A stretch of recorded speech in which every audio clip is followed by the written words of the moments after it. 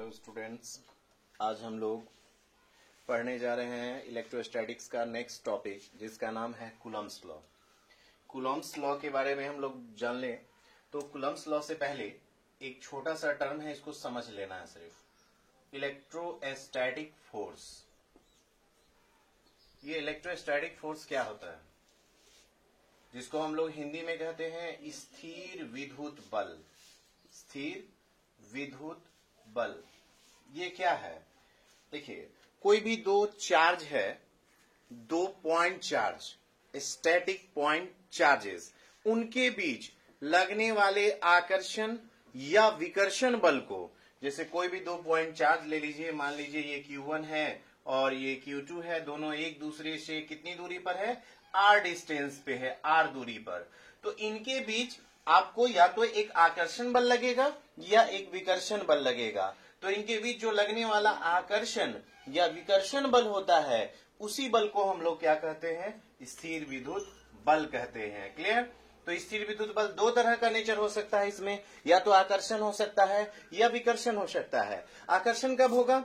जब मान लीजिए अपोजिट नेचर का चार्ज होगा, दैट मीन्स एक पॉजिटिव चार्ज और दूसरा अगर निगेटिव चार्ज होगा तो क्या होगा? उनमें अट्रैक्शन होगा।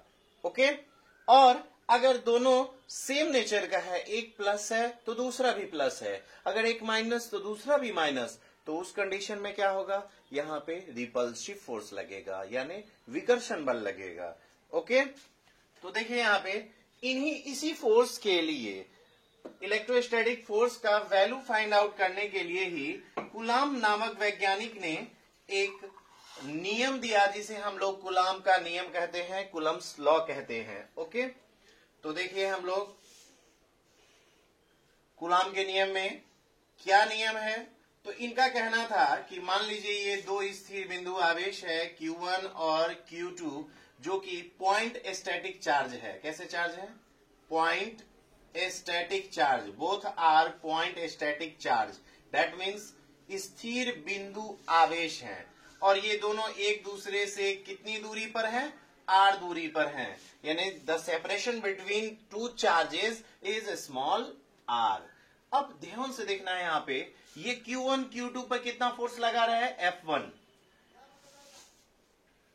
F, या इसको ऐसा करते हैं, हम इसको मान लेते हैं F21, यानी force on second due to first. अब देखिए इसी तरह से Q1 पे कितना फोर्स लगेगा? F12, यानी पहला पर दूसरे के कारण लगने वाला बल। ठीक है?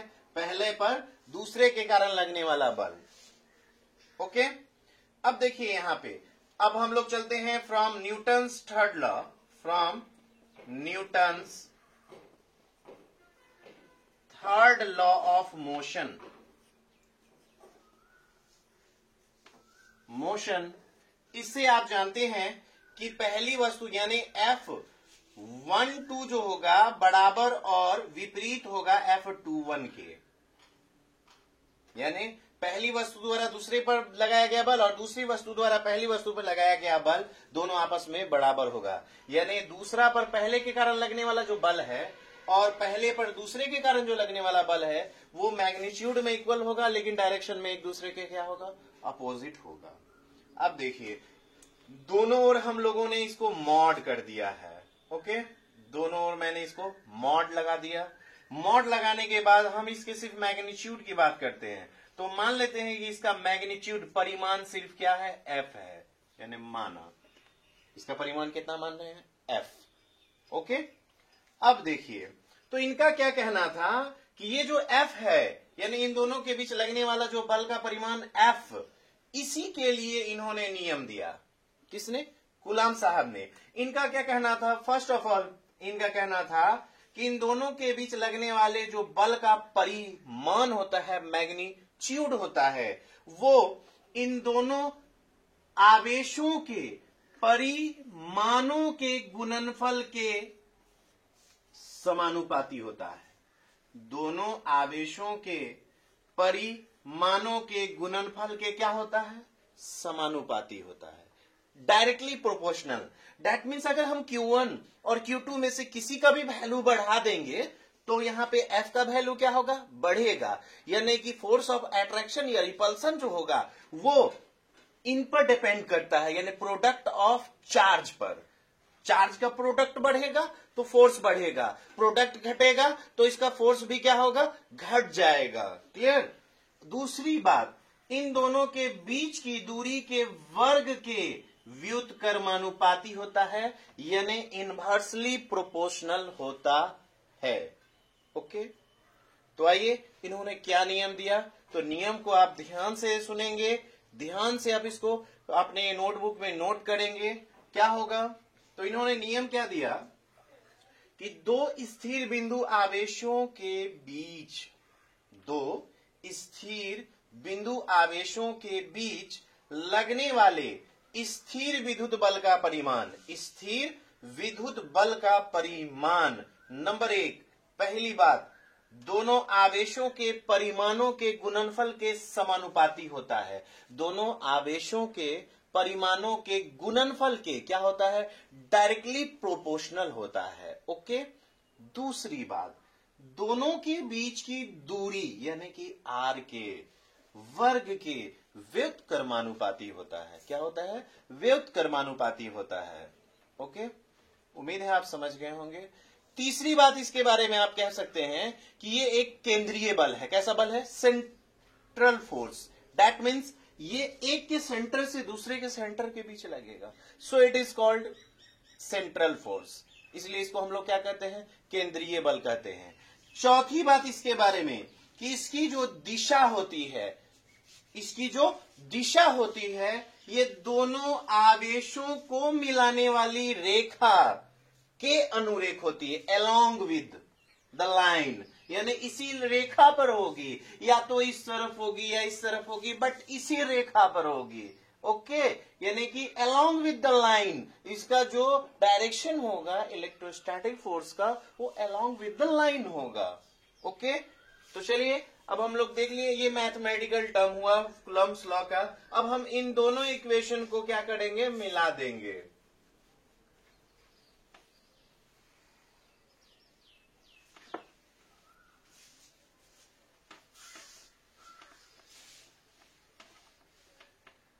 अब देखिए, now combined equation first and second, एक और दो को हम लोग अब मिलाएंगे। तो जब मिलाएंगे तो F डायरेक्टली प्रोपोर्शनल आ जाएगा Q1 Q2 by R square के। एंड नाउ आप जब प्रोपोर्शनल साइन हटाएंगे, यहां पे कांस्टेंट यूज करेंगे और वो कांस्टेंट होगा K, Q1 Q2 by R square. Okay, अब देखेंगे ये जो है आपका जो K है, जहां K एक नियतांक है। ओके, क्या है ये, नियतांक, कांस्टेंट है, जिसका मान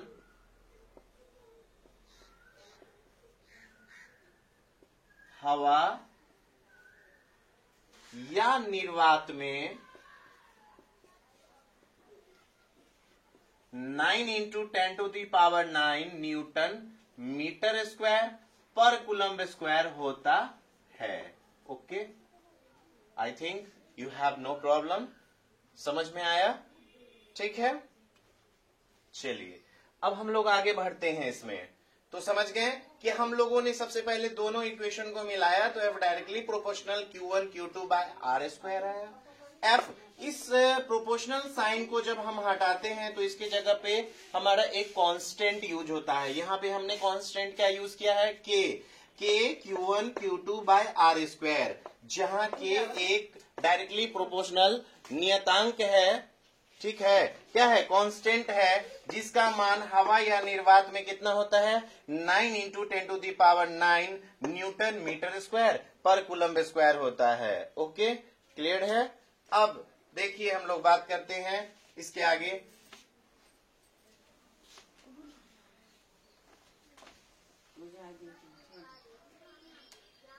अब देखिए ये जो K होता है, K का वैल्यू होता है 1/4 पाई एप्सिलॉन नॉट।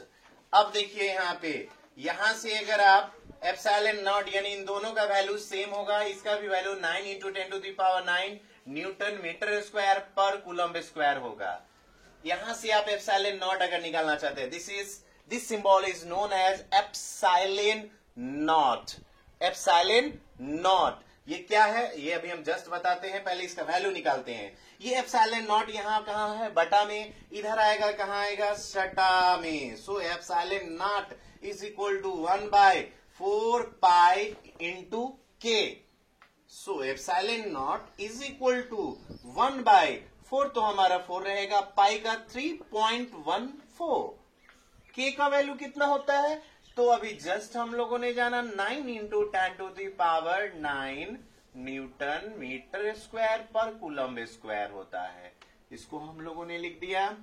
अब देखिए, बिना पावर वाले को हम लोग एक साथ मल्टीप्लाई करते हैं, पावर वाले को अलग, तो epsilon not is equal to 1/113.04। मैंने 9 चौक 36 को इतना से गुना कर दिया, 3.14 से, कितना आया 113.04। अब देखिए यहाँ पे पावर में क्या है, पॉजिटिव। अब जब इसको मल्टीप्लाई में ले जाएंगे, पावर निगेटिव आएगा। यहां पॉजिटिव पावर निगेटिव और निगेटिव पावर पॉजिटिव हो गया हमारा। अब एक काम करते हैं, इसको 10⁻³ से मल्टीप्लाई भी करते हैं और 10⁻³ से भी मल्टीप्लाई करते हैं। ओके, बाय 113.04 इंटू 10⁻⁻19 पर न्यूटन पर metre square coulomb square. Okay, I think आपको इसमें प्रॉब्लम नहीं होनी चाहिए। अब देखिए यहाँ पे बच्चों, थोड़ा सा आप यहाँ पे देखेंगे, एप्सिलॉन नॉट के जगह पे अब हम लोग क्या यूज करेंगे, इसको मैं 1000 अलग लिखूंगा, 1000/113.04, उसके बाद इंटू 10⁻⁻12। क्यों, -3 एंड -9 को मैंने एक जगह कर दिया है, यानी -12। अब देखिए, इसको डिवाइड देना हमारे लिए आसान हो जाएगा। इसको हम डिवाइड देंगे, अप्रोक्स आएगा 8.85 इंटू 10⁻⁻12 पर न्यूटन पर metre square coulomb square. Finally आपको एप्सिलॉन नॉट का वैल्यू याद हो गया, 8.85 इंटू 10⁻⁻12 पर न्यूटन पर metre square coulomb square. This is the value of epsilon naught, जिसको हम लोग कहते हैं निर्वात की प्रावैधुता। ओके, निर्वात की प्रावैधुता, परमिटिविटी ऑफ वैक्यूम और एयर, हवा या निर्वात की प्रावैधुता है। आपके मन में सवाल आ रहा होगा, सर ये प्रावैधुता क्या होता है? जस्ट मैं उसी टॉपिक पे आ रहा हूं अब कि प्रावैधुता होता क्या है। ओके, पहले हम लोग, तो मुझे उम्मीद है आपने ये नोट कर लिया होगा, आप इसे नोट कर लेंगे, बार बार इसे जो आप देख करके नोट कर लीजिए कि आखिर इसका वैल्यू 8.85 इंटू 10⁻⁻12 पर न्यूटन पर मीटर स्क्वायर कूलम्ब स्क्वायर कैसे आता है, हाउ। तो आप इसको देख लीजिए कैसे आया, मैंने पूरा कैलकुलेशन कर दिया है स्टेप बाय स्टेप।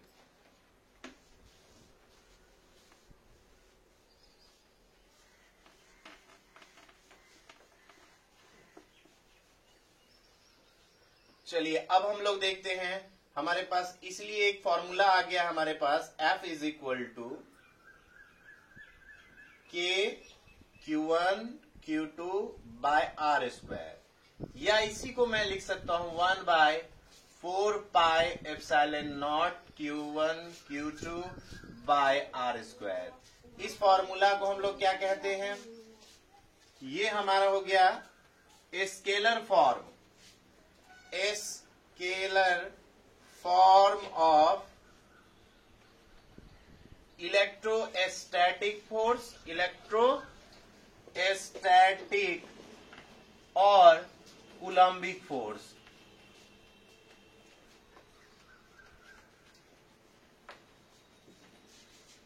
यानी स्थिर विद्युत बल या कूलाम बल का ये अदिश रूप है। कौन सा रूप है, अदिश रूप। ओके, क्या हुआ, स्केलर फॉर्म ऑफ इलेक्ट्रोस्टैटिक और कूलम्बिक फोर्स इन एयर और फ्री स्पेस, एयर और फ्री स्पेस यानी हवा या मुक्त आकाश, जिसको हम लोग निर्वात बोलते हैं, वैक्यूम बोलते हैं, उसी में। ओके, क्लियर है ये फार्मूला? आप नोट कर लेंगे इस फार्मूला को।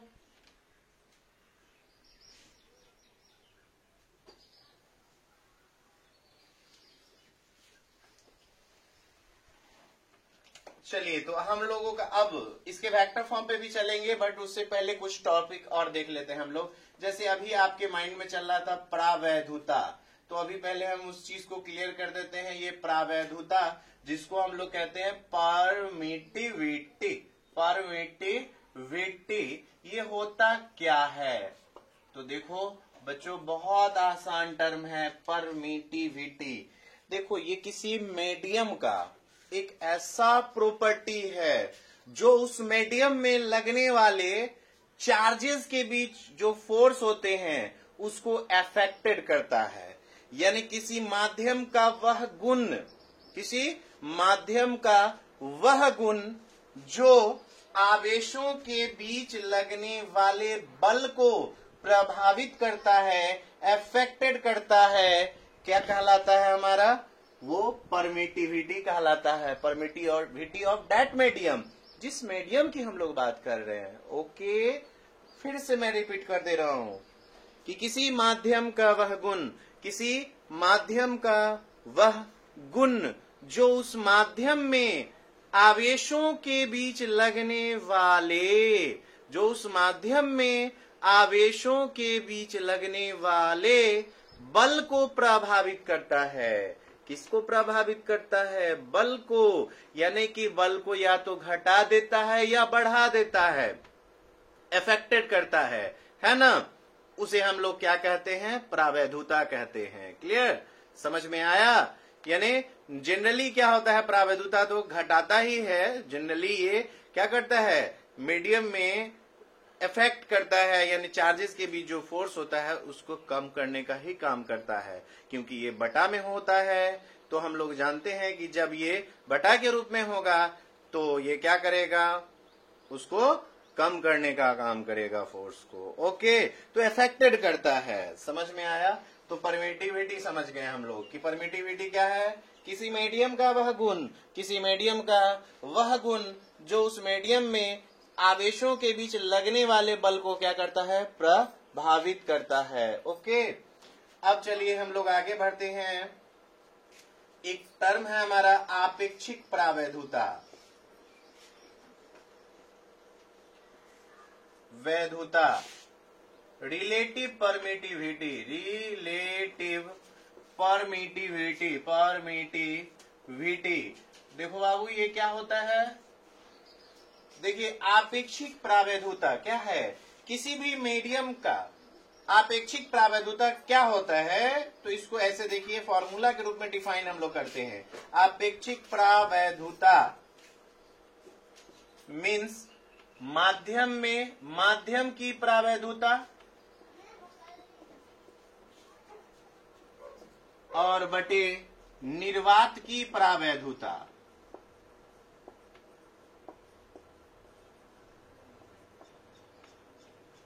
देखिए, आपेक्षिक प्रावैधुता क्या है?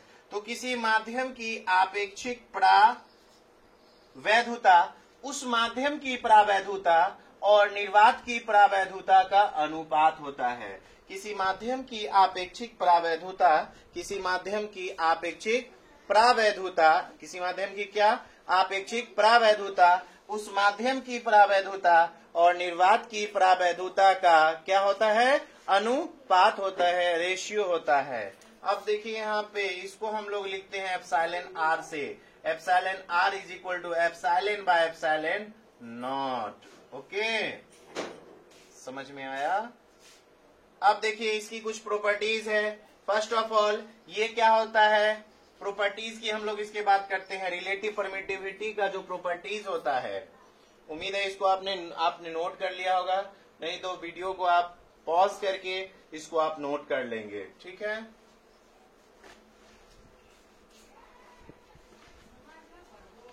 अब आइए इसका फर्स्ट ऑफ ऑल पहला प्रॉपर्टी जो हमारा है इसके प्रॉपर्टीज की बात करते हैं हम लोग। तो फर्स्ट ऑफ ऑल पहला प्रॉपर्टीज इसका है, यह मात्रकहीन और बीमाहीन होता है। मात्रकहीन यानी कि यूनिटलेस एवं विमाहीन होता है।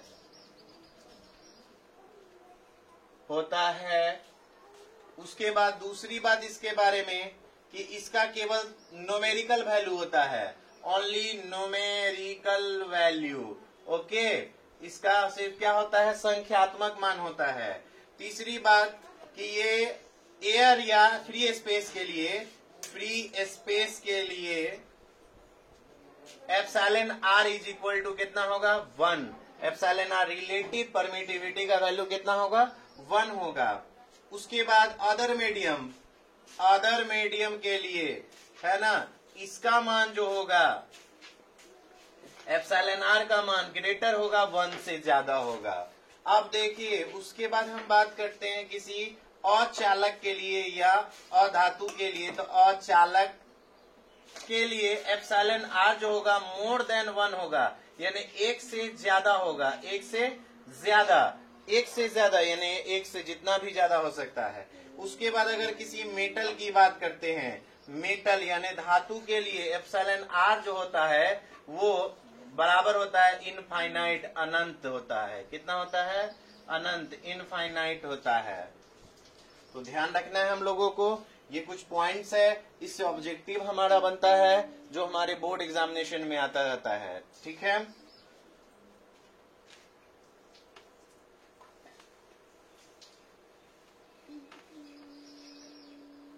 चलो तो आगे बढ़ते हैं इससे। अब हम लोग फॉर अदर मीडियम के लिए देखिए, फॉर अदर मीडियम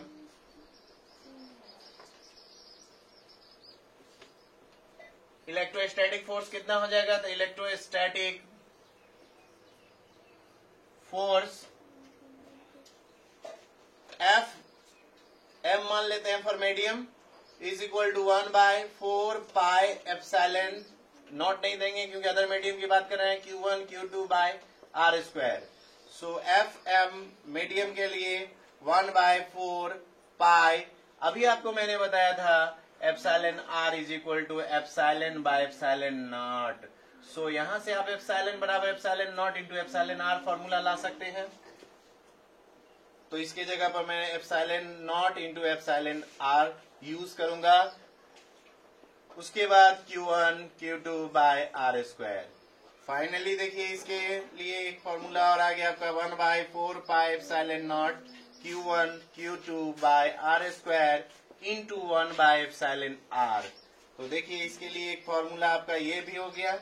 इसके लिए डायरेक्ट दे सकते हैं एफ नॉट इंटू 1/एप्सिलॉन आर, जहां ये एफ नॉट हो गया फॉर एयर और फ्री स्पेस। फ्री स्पेस की बात हम कर रहे हैं,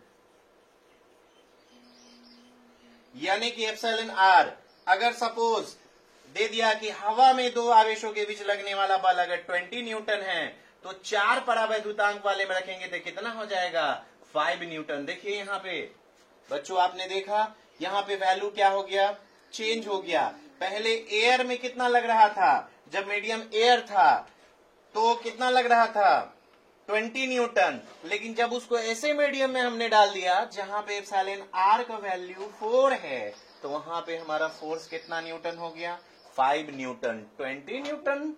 लेकिन जब हम लोगों ने इसे प्लेस किया कहा, किसी अदर मीडियम में जिसमें एप्सिलॉन आर यानी रिलेटिव परमिटिविटी का वैल्यू 4 था, तो यहाँ पे चेंज हो गया। ओके, तो आपको समझ में आ गया। अभी आज मैंने आपको कुलम्ब्स लॉ का क्या बताया है, स्केलर फॉर्म। नेक्स्ट डे हम लोग चलेंगे इसके वेक्टर फॉर्म पे। इसके कुछ पॉइंट्स होंगे, इसके लिमिटेशंस होंगे कि कुलम्ब्स लॉ का क्या लिमिटेशन है, तो हम लोग नेक्स्ट वीडियो में। और एक चीज और मैं आपको कहूंगा, प्लीज आप लोग घर पे मेहनत करें। कल से हम लोग वीडियो में कुछ क्वेश्चन भी ऐड करेंगे होमवर्क के रूप में, जिसे आपको मेरे व्हाट्सएप नंबर पे आपको होमवर्क बना करके सेंड करना है। जो भी हमारे स्टूडेंट है जो हमारे यहाँ पढ़ रहे हैं उनको हर हाल में आपको सेंड करना है, ताकि हमें पता चलता रहे कि आपने होमवर्क किया है या नहीं किया है। इस पे न्यूमेरिकल्स भी बनेंगे, हम लोग इस पे न्यूमेरिकल्स भी पढ़ेंगे, है ना। उम्मीद करते हैं कि आप घर पे पढ़ाई करेंगे और जितना ज्यादा से ज्यादा मेहनत हो सकता है उतना करेंगे। कोऑपरेट कीजिए, वीडियो को बार बार देखिए, जो देखा हुआ है कोई बात नहीं है। बहुत सारे बच्चे इलेक्ट्रोस्टैटिक्स पढ़े हुए हैं, बट ऐसा नहीं है कि आप दोबारा पढ़ेंगे तो इसमें बहुत खराबी करने वाला है। ओके, तो ये आपको फायदा ही करेगा। तो हम लोग इसको क्या करेंगे, रिपीट करते रहेंगे। और मैं ये वीडियो बहुत अपलोड कर रहा हूँ, फिर नेक्स्ट वीडियो में अपलोड करूंगा। और मौसम ठीक रहेगा तो हम लोग लाइव क्लास भी में भी नेक्स्ट डे आएंगे। Okay, thank you.